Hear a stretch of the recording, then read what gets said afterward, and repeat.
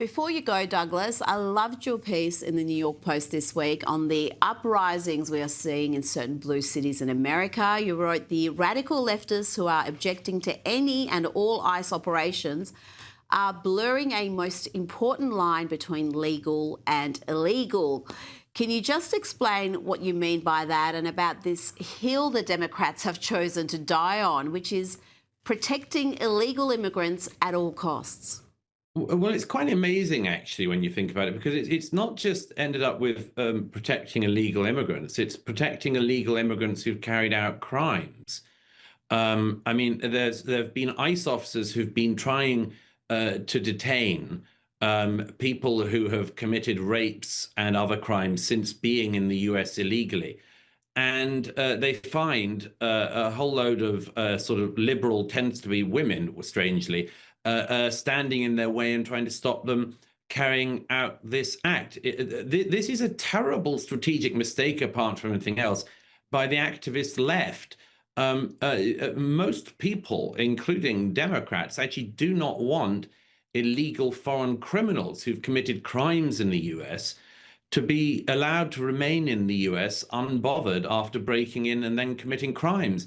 To make this a hill to die on is a quite extraordinary thing. And the thing that I mentioned in that piece in the New York Post, which I just have said for years about the migration issue in all of our countries, is please can we remember that the difference between legal and illegal immigration is the law.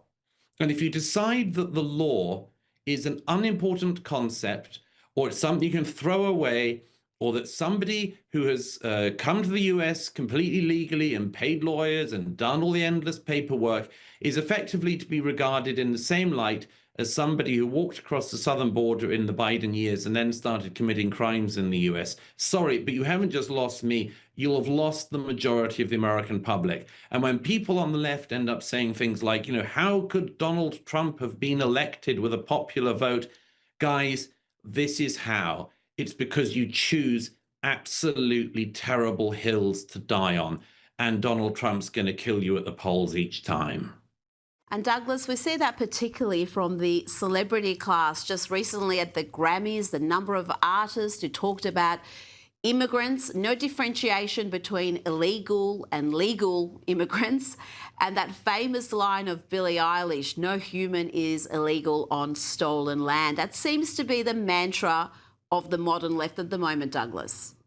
It's crazy, Rita. I mean, I think that these actors and others who we see doing this performative thing, I think they imagine that they're like Oscar Schindler in Schindler's List or something, or they're the sort of heroic person hiding Jews in the attic in some Second World War movie.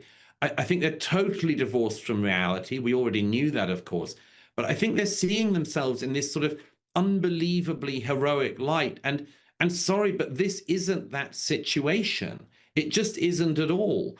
And unfortunately, celebrities have decided that somehow, a foreign criminal is somehow like a Jew in the Holocaust, although not all of them seem to like Jews all that much anymore, but let's put that aside for a moment.